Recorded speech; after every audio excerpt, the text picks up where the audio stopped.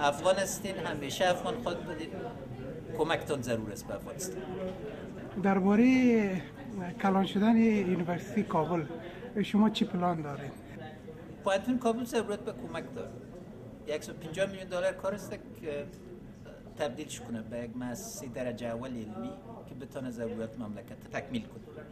و از این جهت ما خرد تا کلان به همه چیز ضرورت داریم و هر افغانی که در قسمت کمک کرده میتونه با یک سرمایه‌گذاری در آینده افغانستان بکنه. بسیار زیاد تشکر. خواهش می‌کنم. From day one, my first choice to inaugurate the speaker series was today's speaker, Dr. Ashraf Ghani. Dr. Ghani has had a long career in public life as an international civil servant, national policymaker, and educator, and currently serves as Chancellor of Kabul University. To all of these roles, he has brought a formidable intellect steeled by a desire to produce results and make a difference in the lives of the people he serves, and make a difference he has. I'm not going to repeat all of the details of Dr. Ghani's biography, which you have in front of you, but I am going to share a couple noted evaluations of his work. Dr. Ghani was special advisor to the UN's chief mediator to Afghanistan, Dr. Brahimi, and was instrumental in the creation of the Bonn Agreement in December 2001, which provided the basis for the transfer of power to the people of Afghanistan. True to the adage that no good deed goes unpunished, he was rewarded by being appointed Minister of Finance under President Hamid Karzai, where amongst the challenges of producing a budget, setting funding priorities, and bargaining hard with feckless international donors, he had to go toe-to-toe with myriad warlords and persuade them that their budgets, rents, and incomes were in fact Afghanistan's budgets, rents, and incomes, and that as finance minister, it meant that he controlled the power of the purse. Now, there's a rather technocratic term for that, which is called centralization of revenue, which doesn't begin to convey the enormity of the challenge and the personal risks entailed. This was not a job for the faint-hearted, and Dr. Ghani carried it out with courage and conviction. His performance was recognized by the newspaper Emerging Markets, who in 2003 named him the best finance minister in Asia. In October of this year, the international community lost a golden opportunity to once again put Dr. Ghani's courage and conviction to the test. Dr. Ghani was one of several candidates for Secretary General of the United Nations, and for those of us who care deeply about the future of that organization and what it is supposed to produce, peace, prosperity, and security, he was the runaway favorite. During the last week of Security Council deliberations on choosing the next Secretary General, the Wall Street Journal endorsed Dr. Ghani and observed that few people are better qualified to run the United Nations than Ashraf Ghani. Of course, if you know the rather difficult relationship between the Wall Street Journal and the United Nations, this of course was the kiss of death, and that week the Security Council chose Ban Ki-moon of South Korea. Now despite defeat, Dr. Ghani raised the quality of debate in New York about how the UN could be improved and how the Secretary General should lead that effort. And despite defeat, the topic of tonight's lecture, Global Institutions and the Challenge of Globalization, the UN and the World Bank, is evidence that he is still thinking hard about international institutions and what it takes to make them more effective, efficient, and equitable. Please join me in welcoming Dr. Ashraf Ghani to Stanford.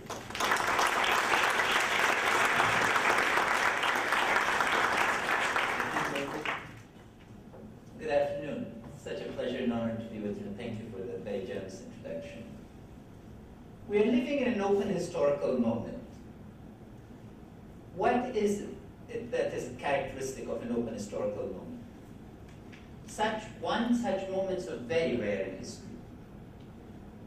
Because in most moments in history, one assumes that the future is continuation of the past. An open historical moment is a moment when the future requires a break with the past, not its repetition.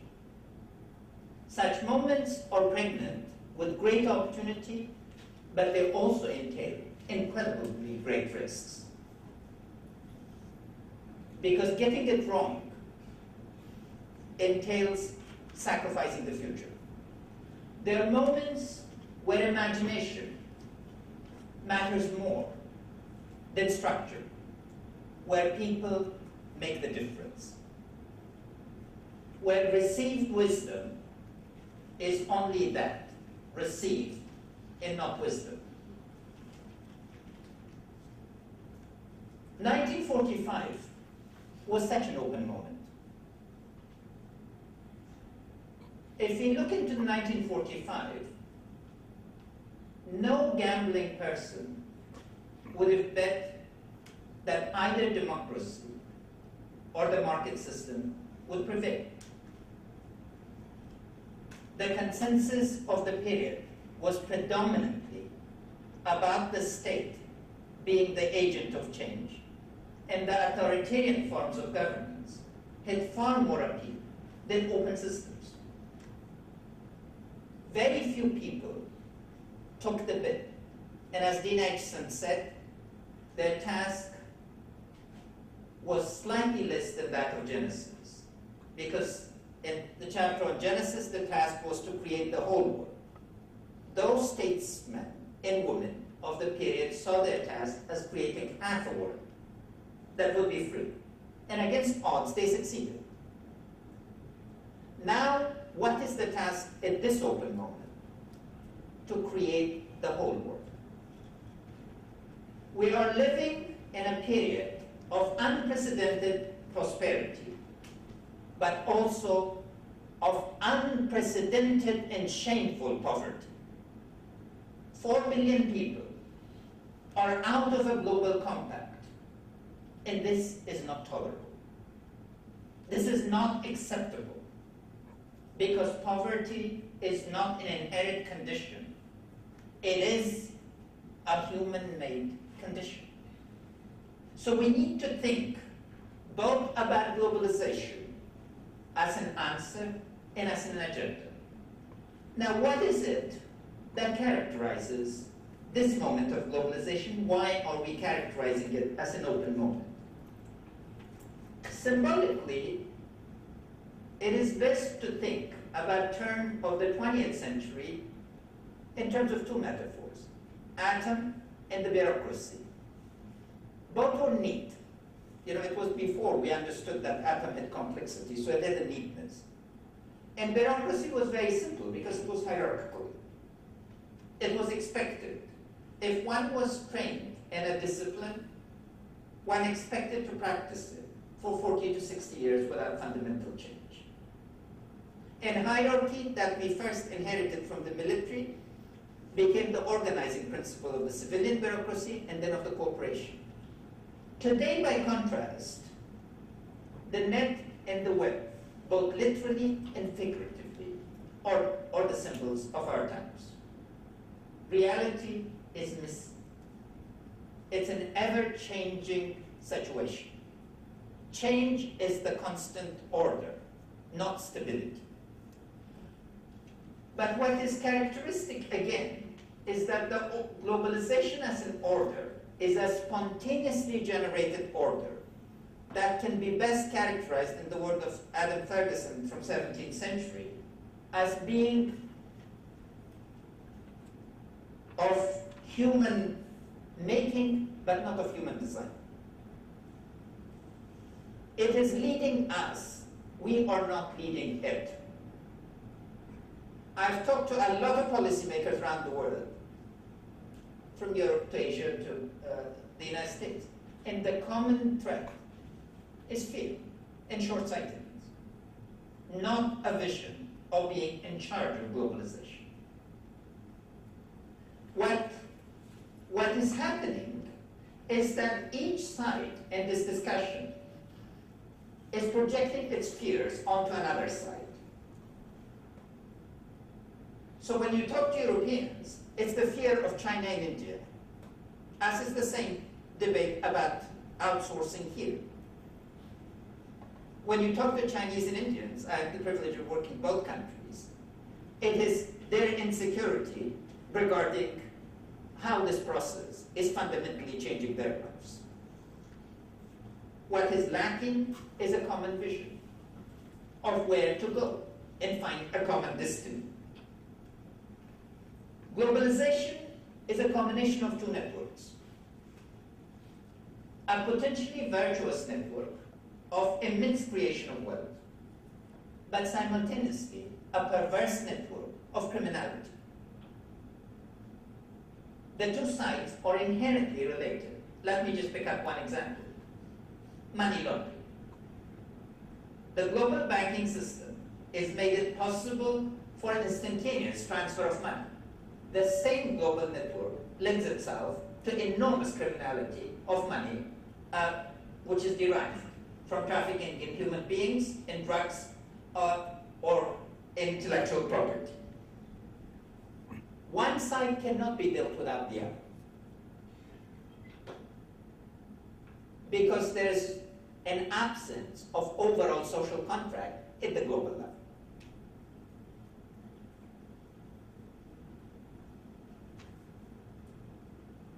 The market, the last point to be made regarding the current phase of globalization. The market, on the one hand, has demonstrated its immense capability for creating wealth. For the first time in human history, financial wealth has become subordinated to human imagination, not the other way around. We are not dealing today with shortage of money as the critical constraint to expansion or prosperity. It is the human imagination, institutions, organizations that are the critical driver. But on the other side, the market has shown its complete blindness to the distributive effects of wealth, thereby posing immense risks to the continuation of the system, the continuation of this spontaneous order. But how do we understand a phenomenon that is so pervasive and yet little understood? The first point is that globalization is not new. We had an earlier wave. And we need to understand that first wave in order then to be able to understand global institutions. Because the creation of the global institutions was a response to the first wave, the failure of the first wave of globalization.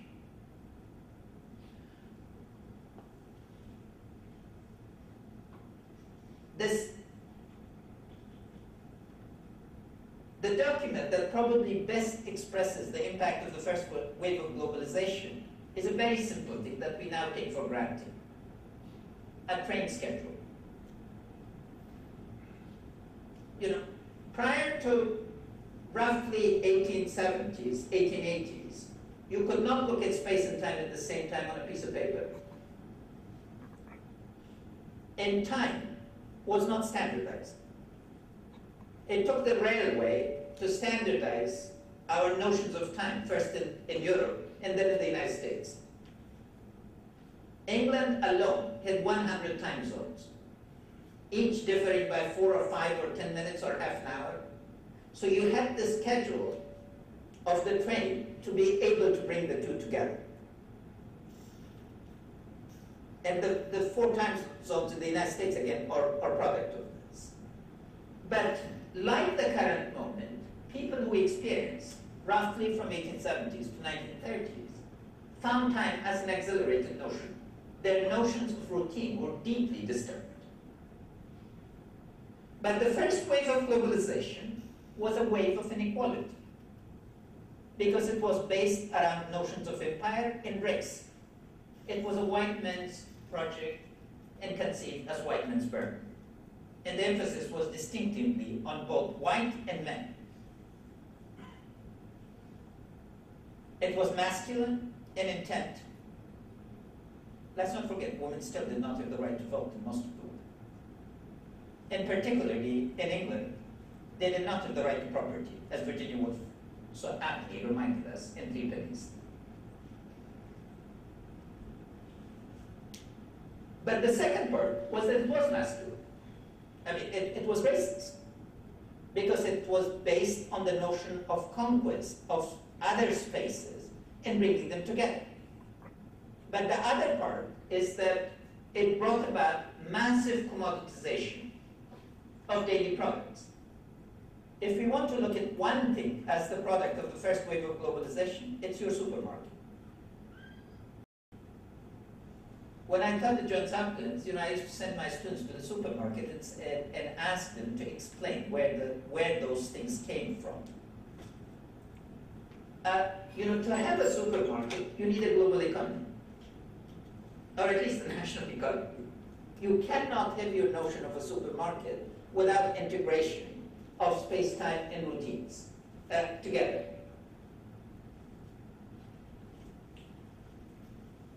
But this first wave brought back, as a reaction towards it being led by Britain, the notion of the national economy. German thinkers were at the forefront of articulating a notion called national economy against the British school of thinking that they characterized as the cosmopolitical economy. National economy gave us one key characteristic. It brought the state into the developmental playing field. The first time government delivered infrastructure in a very serious way was, of course, railways in Germany. That became the critical shift of them. And it's ironic that the notion of state that we now commonly teach in international relations is Max Weber's definition of 1919, which means a claim to legitimate monopoly of means of violence. Because an essentialist surge has brought the notion of a state to a single function. However, the writing of Weber, the more detailed writing of Weber, displayed a much more nuanced notion of multifunctionality of the state, which the German state, of course, displayed. This emergence of the nation, the contrast between nation-state and a global economy, and the failure to resolve the tensions give us 2 world wars and the Great Depression.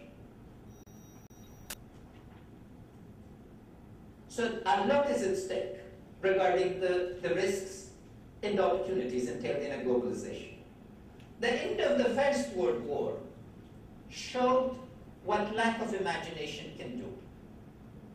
The Versailles Conference was a conference of winners imposing penalties on losers. John Maynard Keynes clearly and presciently saw this as the seeds of the future destruction. Because Europe was still embedded in a notion of sovereignty where the local interest had to take precedent over all other forms. And that, of course, led to the Second World War and the period of 1914 to 1945 as being characterized as the Great Civil War in Europe and the Great Civil War in Asia.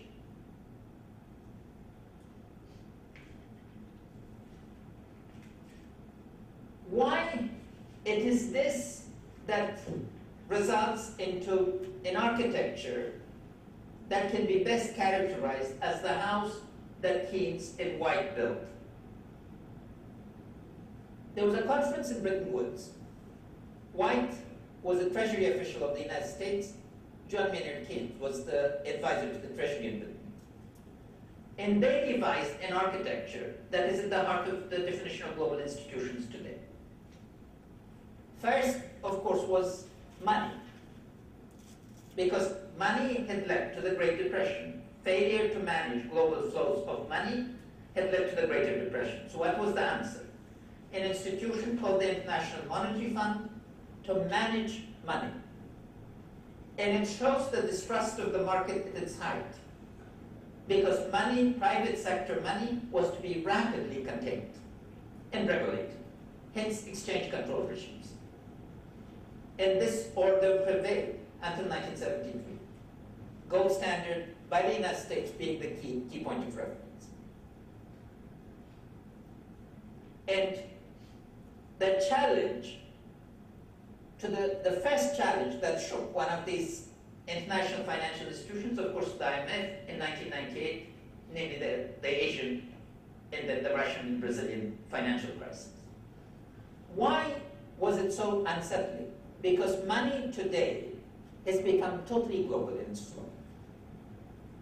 The remedies that were being prescribed were in terms of national economies. And it brought massive destruction of life and livelihoods to Korea, Indonesia, Thailand, etc. And today we're still struggling with the aftermath of this. And as a result of this, what has happened is that Asia, essentially East Asia, is moved out of the international currency compact. The amount of money that Asian countries now have on reserve is so phenomenally large.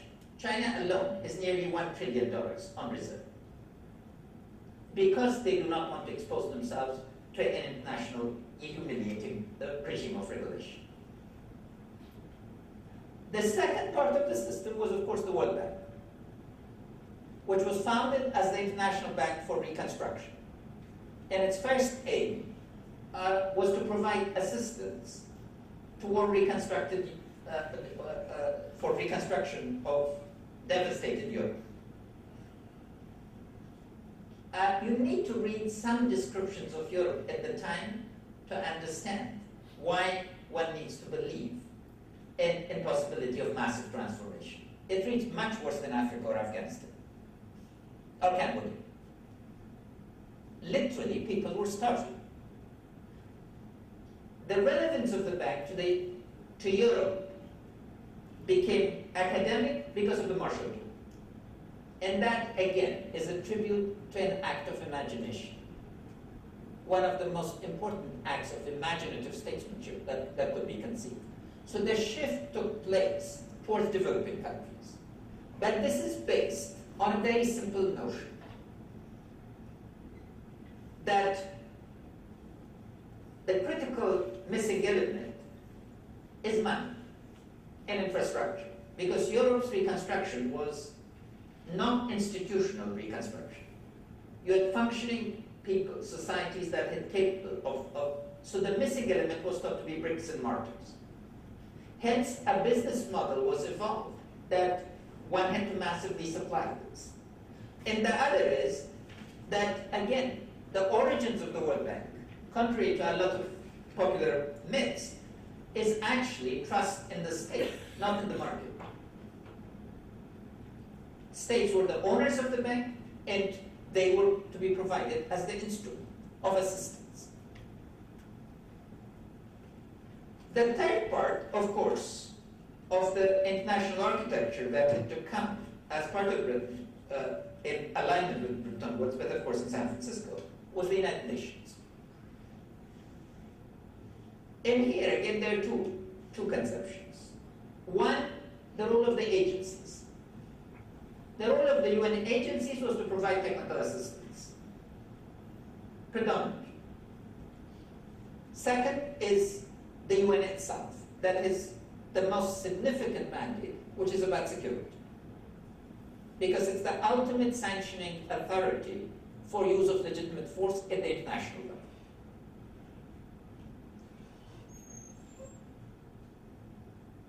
What has happened in practice?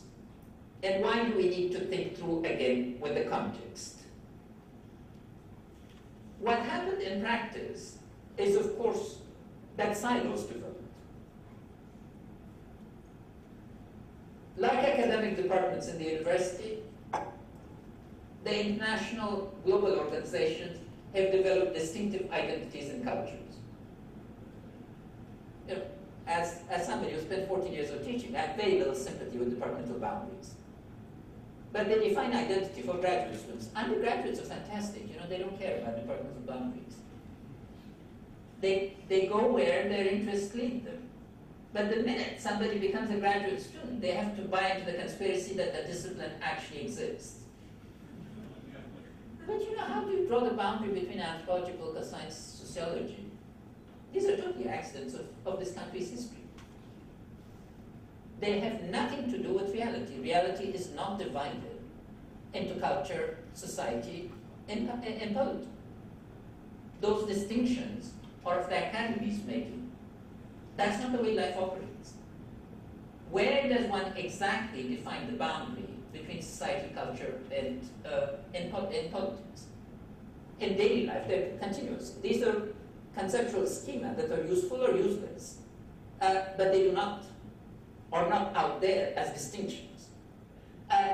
But what matters is, of course, we buy it as mental models, and that they become drivers of our identity. And so, yeah, which one of the disciplines in which I was trained, I take pride in, depends on who I talk to. Here, it's the question of silos, however, is a lot more deleterious effects. Why? The work of Professor Stedman, for one, demonstrates why. When you have countries in crisis, and we have at least 40 to 60 countries now in crisis, one part of the system recommends peacemaking. The other part recommends a developmental strategy that undermines the peace process because they are not prepared for it. And none understands the relationship between security and development. If my thesis that we have two sides of globalization and one product of this is massive globalization of insecurity, post 9/11, is correct, then we need to think of the interrelationship between security, development, and policy making in radically new ways. Why? The first argument for this is use of force after Iraq is found its complete limit. You cannot impose peace by use of force. Access to means of violence is so radically available now through the very process of globalization, through the perverse side of globalization, that traditional military hierarchies now are not in a position to impose their will. Second is that today, globalization of the media has brought about a different expectation of standard of life and appreciation. We are not living in two different worlds. In terms of media, if you look at the remotest villages of Nepal, 40% of them have access to electricity, and the first thing they watch is television. Now there's a standard setting that is global. Because of this, public policy has to focus on a citizen-based developmental paradigm that brings about stability through making citizens stakeholders in a broader global compact. Without this global compact becoming meaningful to the 4 billion people that are left out of it, we are not going to deal with the fundamental issues of security. Prior to September 11th, you could make an argument that there is an us and a them.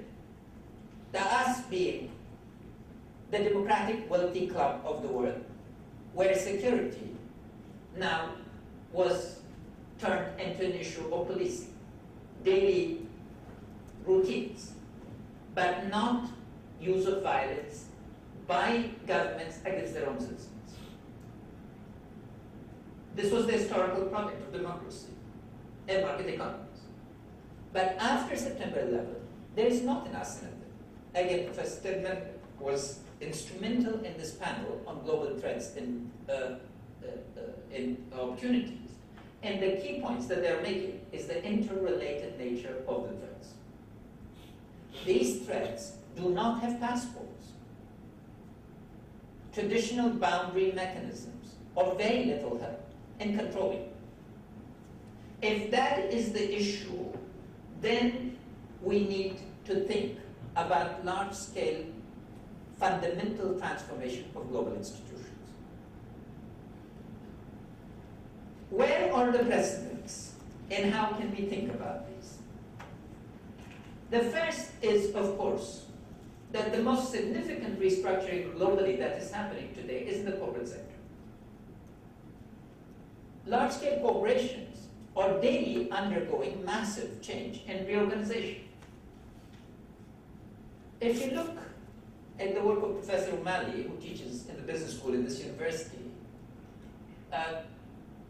his work of 6 years ago, in chapter 1, there's a list of 20 corporations.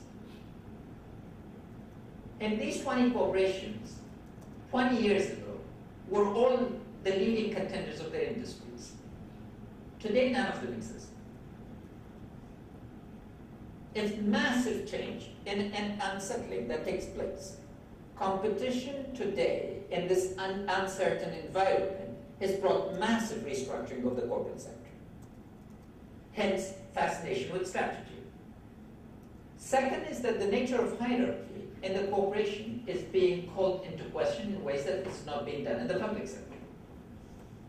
And three, of course, because profit depends on it, the degree of attention that strategy and tactics require is immense.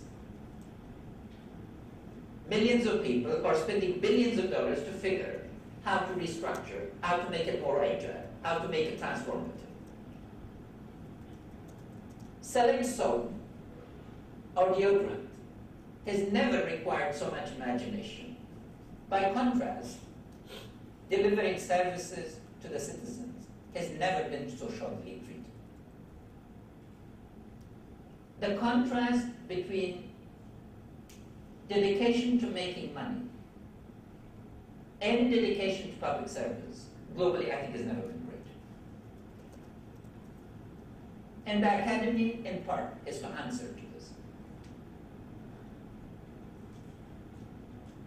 And its relevance needs to be reestablished in terms of both local value, but also global value. We need not look further than the global warming debate to understand the importance of global commons.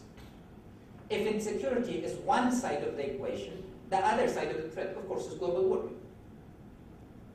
These issues cannot be dealt at the national level alone. We need to be able to deal at the global level. Which now brings me, I said first example was large-scale transformation. The second major example, of course, is the European Union. European Union has finally succeeded in overcoming the fundamental conflict in the heart of Europe, which was the notion of the nation state.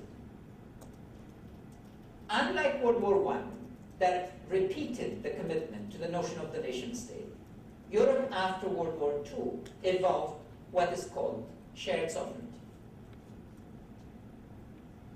By building systematically, yet gradually, from a very inauspicious beginning, namely the community of coal and steel that had been at the heart of conflict between Germany and France, Europe is reconfigured the fundamental notion of the nation state in terms of a network state of mutual rights and obligations that has opened up possibilities of immense change. And here, of course, the accession process provides some of the most important examples of institutional transformation in recent history. Without European Union, could one imagine the countries of the Baltic or Poland acquiring the type of quick transformation, or of Southern Europe? When I was studying political science in the 70s, everybody looked at Southern Europe, particularly Spain, as being incapable of democracy. The culture was characterized as amoral familiarism, and the political institutions were being described as authoritarian. The transformation of Southern Europe in general, in Spain in particular, now as the heartland of a European project, requires immense study in terms of fundamental change in partnership. By contrast, if we're looking into the operations of the World Bank or the United Nations, we are finding an immense short-sightedness. Let's look at two examples of the UN. East Timor. East Timor is closest that is come to a new trusteeship, where the entire country, newly created, was handed over to the UN. And what did exactly the UN do?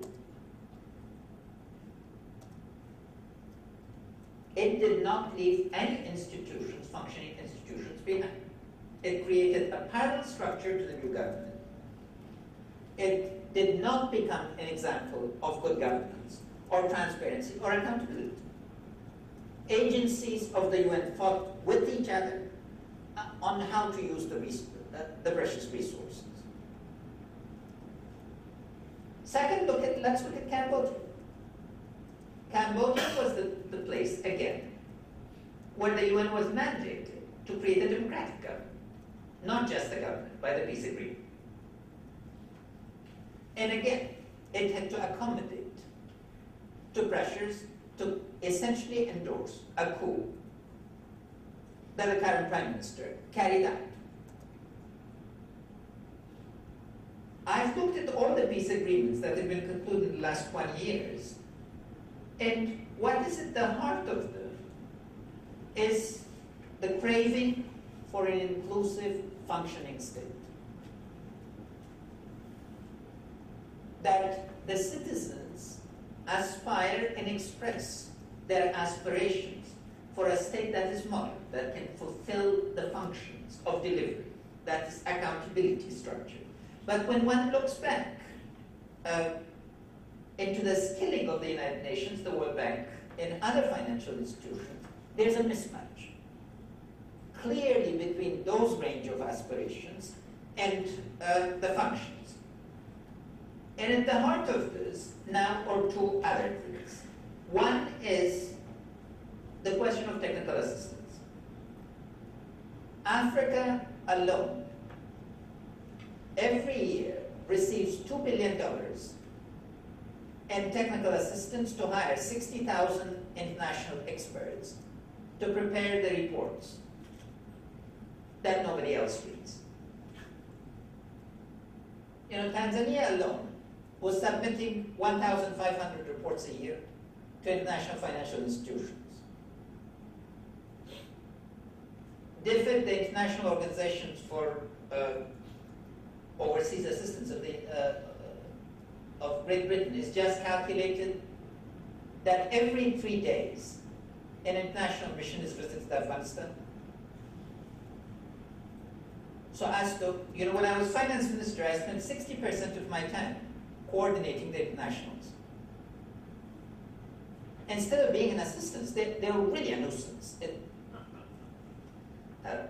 I was one of few that would actually tell them what to do, and they would do it, but most of the time.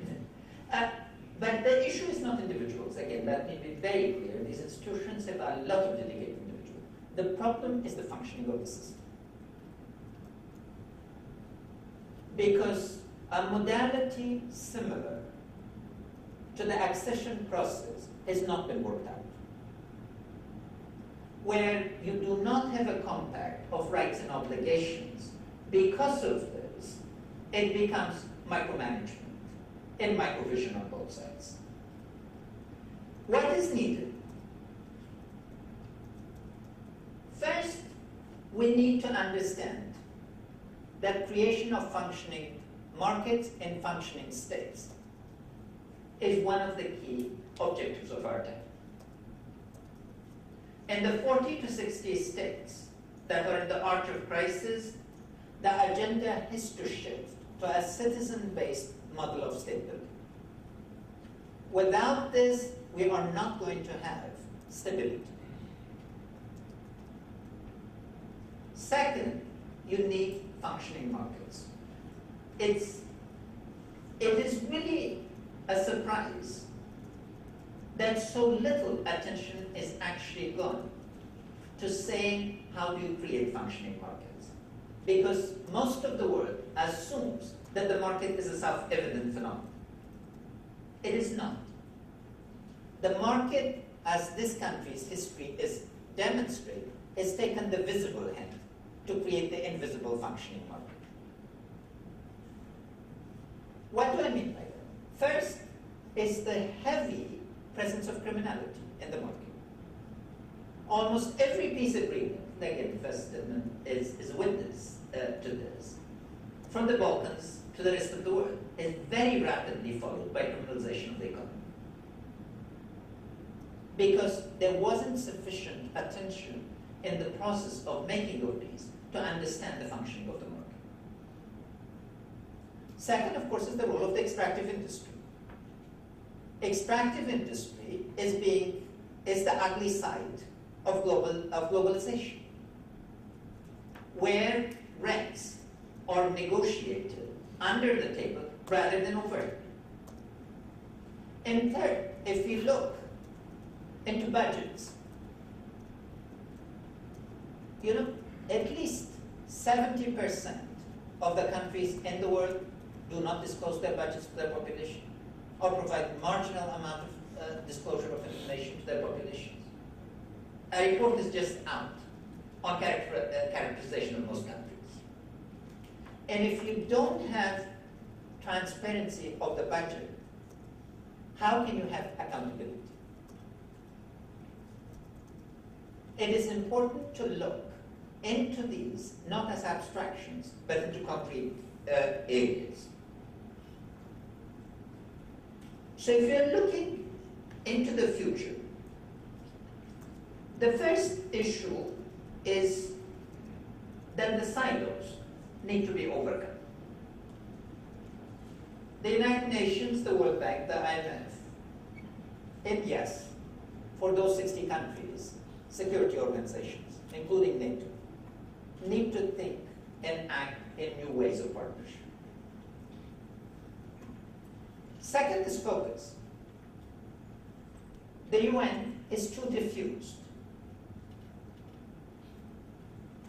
It has too many agencies doing too many things that no one knows why they do and how they do it and to whom they're accountable. So it requires focus to make it relevant. And focus requires understanding both focus on issue and on the delivery mechanism. If it's going to be the key player, for instance, on environment, what is its role? Advisor, monitor, or implementer. These differentiations need to take place. In terms of the World Bank, the critical issue needs to shift actually to building functioning markets. Project financing, which is the major modality of the World Bank, actually can be done much more easily now by the private sector than by the World Bank. The World Bank's critical shift needs to focus on regional, sub-regional, and regional integration issues. And on being an advisor and a catalyst to governments in terms of the medium to long-term horizon. The World Bank prepares all its key lending programs that are called country assistance strategies in terms of the 3-year horizon, maximum 4 years. No business could function like this. For the 40 to 60 countries that are in the arch of crisis, we need minimally a 10 to 20-year time horizon. Japan and Germany did not change and transform themselves with a 3-year time horizon of commitment by their partners. It's insane to operate in that modality. The other part of this is the notion of BRICS, which has become very popular, which is Brazil, Russia, India, China, but also applies to other larger countries.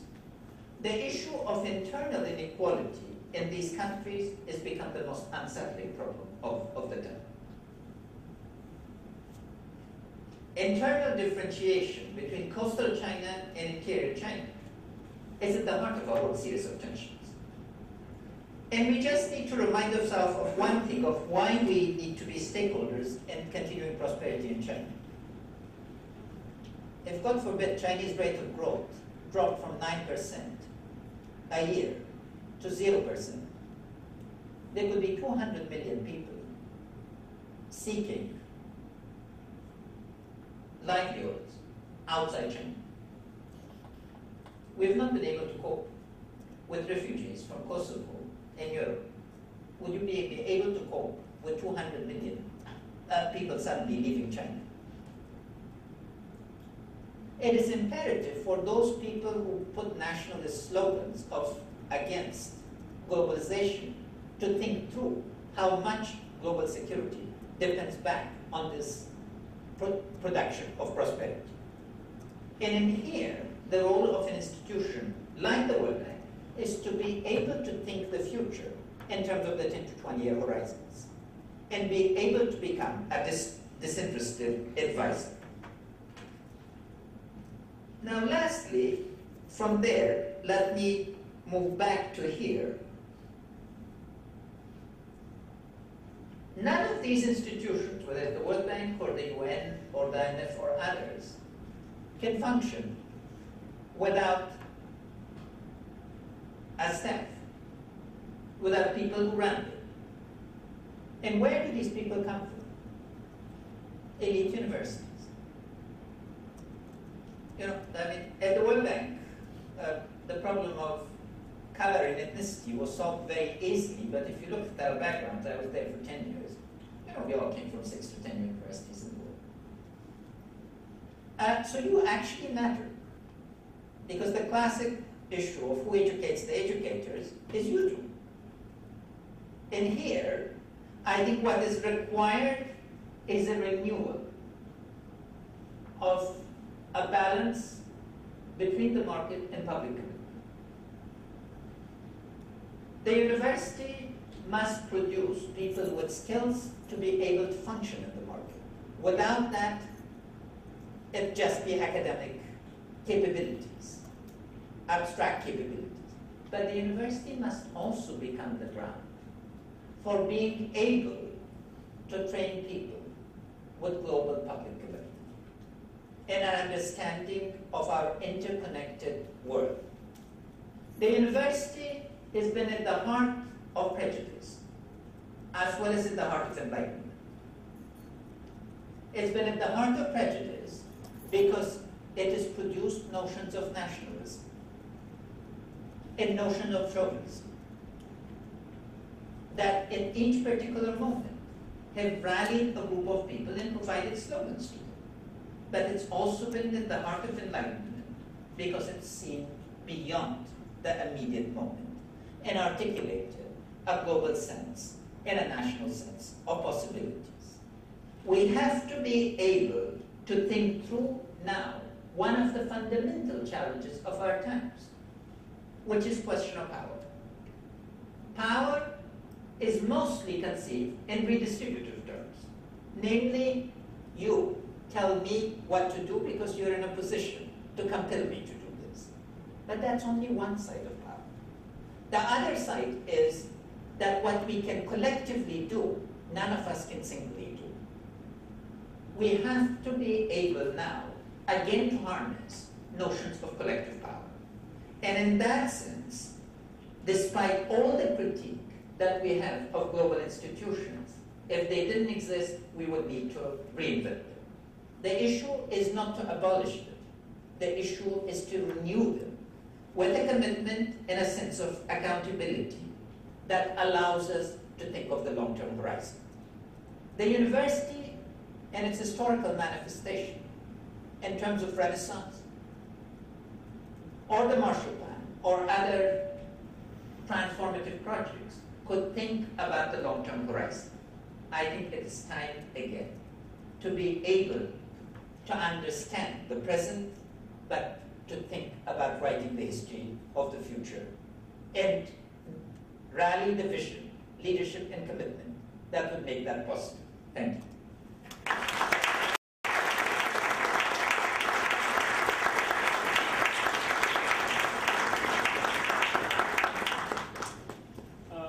Ashraf has agreed to take questions.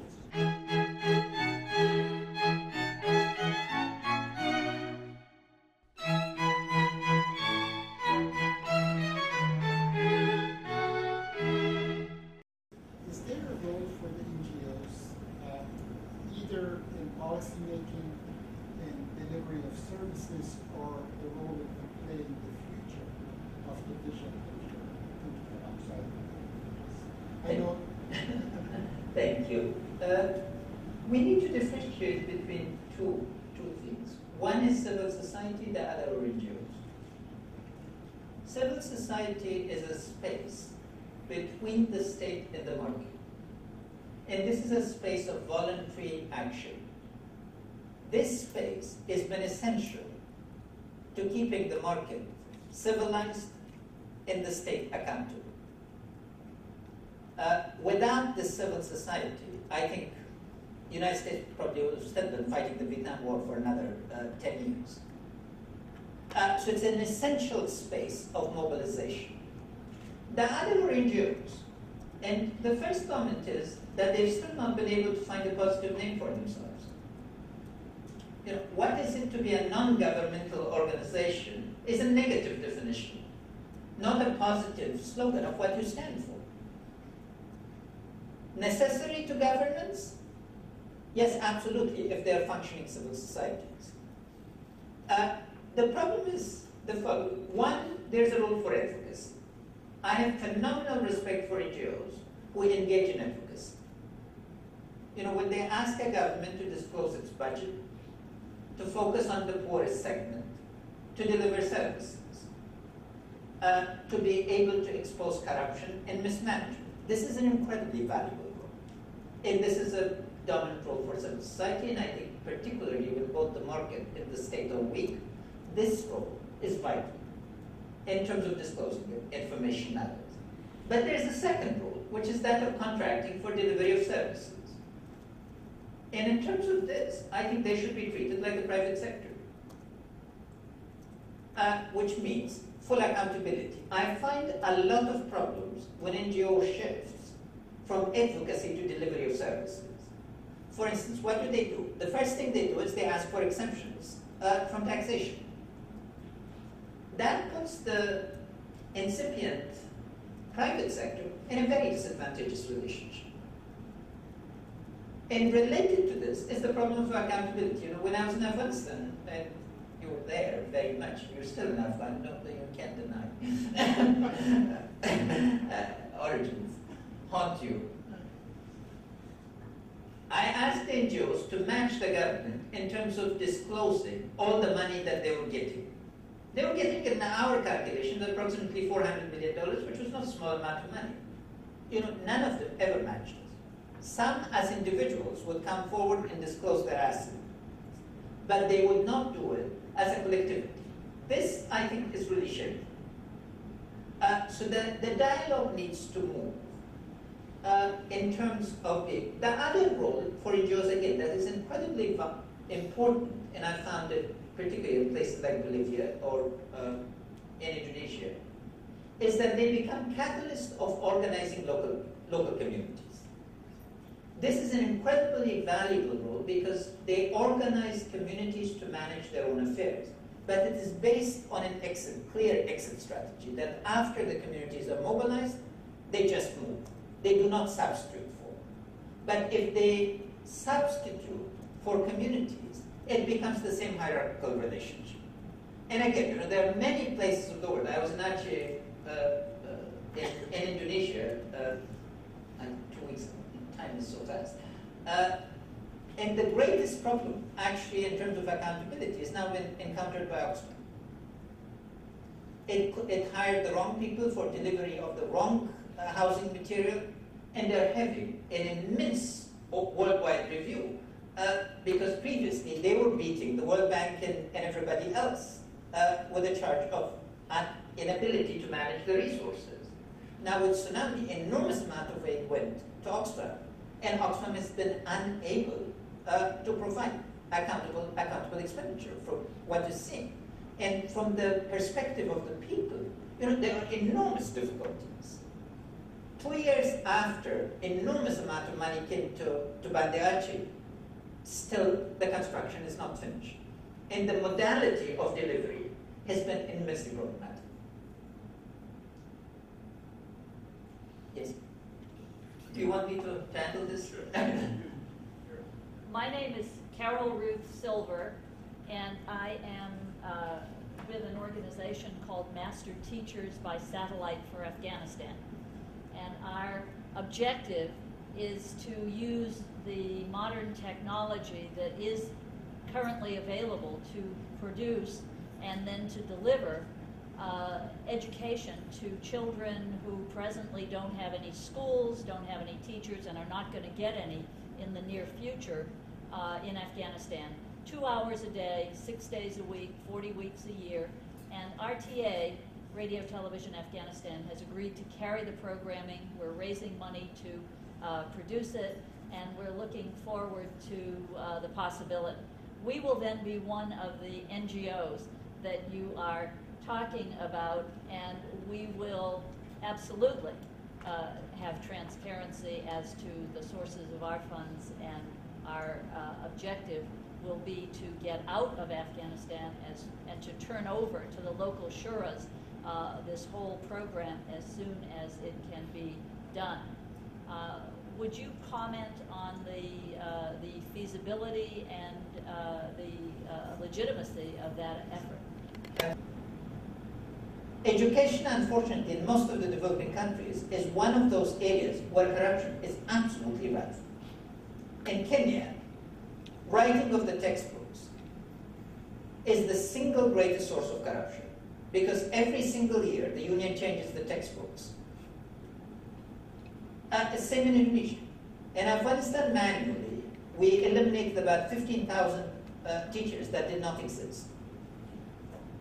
So it becomes very important to be able to reach now the child in a meaningful way. And I think 2 hours would be enormously significant, because I'm a great supporter of primary education, but not in the way it's being handled through the Millennium Challenge, the Millennium Development Goals. Because they're ignoring the question of the skills with which the child should be able to function. A Moroccan colleague of mine put it best, and he said, we're being made illiterate in 3 languages. So distance learning becomes very important to this means of self-learning and ability. In terms of its legitimacy, I think it's fantastic, because this is truly the question of how we collaborate across distance and with a modality of a common shared objective, that people's upward mobility today depends on a set of capabilities, and if those capabilities are made.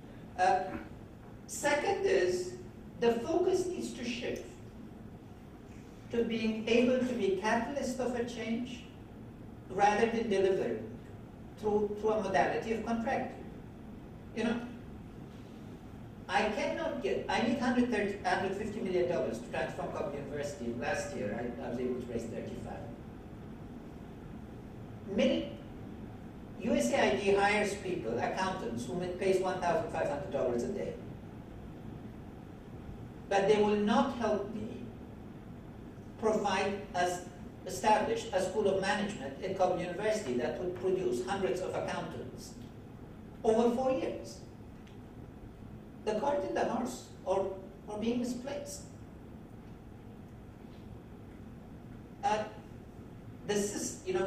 In Afghanistan, we were able, some of my colleagues are here and they're proud to acknowledge those times. We had the greatest group of voluntary people in the Ministry of Finance. Neither I nor 3 colleagues who are here ever received money. We worked without salary. I still work without salary in Afghanistan, the food that I have. I work at the World Bank. I thought I have funds that pay for my education, so it was time to go back. But we could not get a system so we produced our strategy, developmental strategy, in 3 months. It took USAID with all its resources 4 years to produce a strategy for Afghanistan. Yeah. Where is capability? They would not back our strategy, and they would take them 4 years to develop their own. This is the first part. Second is the nature of a commitment. We need to understand what we're getting into. Afghanistan is going to require minimally 15 to 25 years of attention.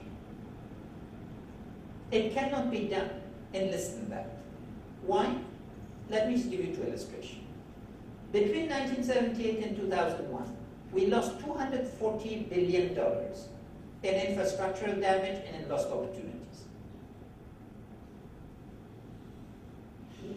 2, 1.5 million of our people were killed during Soviet invasion. Every fourth one of us became a refugee. We are a society that was the hottest part of the Cold War conflict. We were promised the moon. And what happened in 1991? Immediately the US withdrew, saying now it's your problem. The very fundamentalists that it had funded, armed, and equipped now are part of the terrorist network. That would be the Nick. He received the greatest amount of money from the CIA. And those of us who criticized the policy at the time were called ruthless intellectuals, without being rooted in our own country. The nature of commitment needs to seriously be understood. And lastly, the key arbiter of the future in Afghanistan is the ordinary Afghan. Not the president of the country, not the cabinet, nor the wealthy people. The people who make the difference between stability and instability are the ordinary Afghans. They need to understand that their life is going to change and change for the better. If they reach that consensus, and that's the consensus they had in 2001, at the end of 2001, there will be no violence. If they lose their trust in the future, nobody will be able to. You know, we are not a people who can be subdued by violence. The Russians tried with 110,000 army, the worst possible violence. What happened? They had to withdraw. So the key here is to statecraft as a strategy of really making people stakeholders. And that means building. And there are a lot of good examples of what's happened in the last 4 years. For instance, there's a program called National Solidarity. It's the first thing that I had the honor of designing. It provides $20,000 to $60,000 in block grants to every village, provided the village, through a secret ballot-based election, elects that can involve both women and men, elect its leaders, and that those leaders then have full accountability to the village. This program is built 6,000 infrastructure projects. And let me just give you an illustration, last point, between this program and USAID. USAID promised us 400 schools by 2004. It built 8. And the roof of a couple of them collapsed. So that, again, was a phenomenal achievement. The cost of these schools was $250,000 per school. Now, the National Solidarity Program promised us nothing. It built 600 schools. The cost of each school was $40,000, and the local community contributed at least $10,000 in labor and support material. Those schools are being preserved. We need to be able to trust, as part of the American democratic tradition, the people to make decisions and enable them to work with them. Those are the modalities, not contracting. Why would USAID schools cost $250,000? Because there are 4 layers of contractors, each supervising the other. So by the time it reached the Afghan contractor only got $50,000. And they were not very sure of accountability. The other part was a rule. It said, you know, to be able to contract, you have to have 5 years of experience. Well, how do you exactly get 5 years of experience in the middle of Taliban and Russian invasion? That is not that very difficult. I hope that was complete. Yes, please.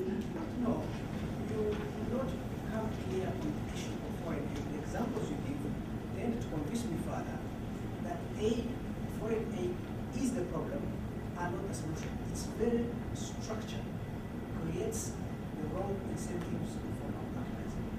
So when you look at the United Nations, what do you think the future role, given that so much evidence exists to show that one, aid is not growth, 2, it only helps governments to provide power, and 3, it promotes a form of corruption. Thank you for an excellent question. First, like you, a critical faith, not an advocate. But second, we need to be able to restructure and rethink. So the other side of the example. South Korea was able to put aid into enormous use. I've had the privilege of working on some of the largest developmental projects in China, and nobody can quarrel with the effectiveness of the Chinese developmental projects. What is the conclusion to be drawn?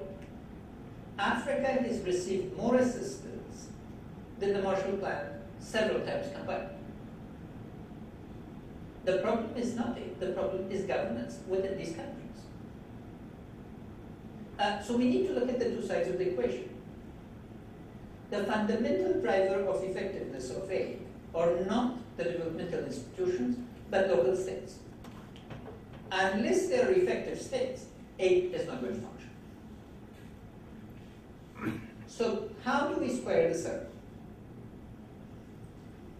First, there has to be a revenue contract.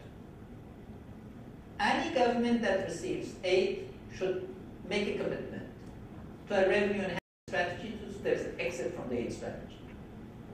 This is the first thing that I offered the international community when I was finance minister of Afghanistan.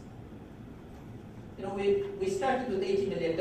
Within 7 years, I made a commitment to go to $1.5 billion in domestic revenue. Why? Because if you have a revenue target, you need to focus on developing the economy. You just cannot be seeking short-term palliatives. Second is aid should become a magnet for trade and investment. There is not a single country, you know, I've had the privilege of looking at Sudan, South Sudan again, intensively, and other places, where enormous developmental potential is not present. The issue becomes how do you create a level playing field to make it attractive. Here there are several missing elements. One of those is regional infrastructure. And a focus, if the World Bank, for instance, today building infrastructure in the least growing areas of the world is a real problem. Infrastructure needs to be thought through in terms of supply chains. You know, take something very simple. You want to export fruit.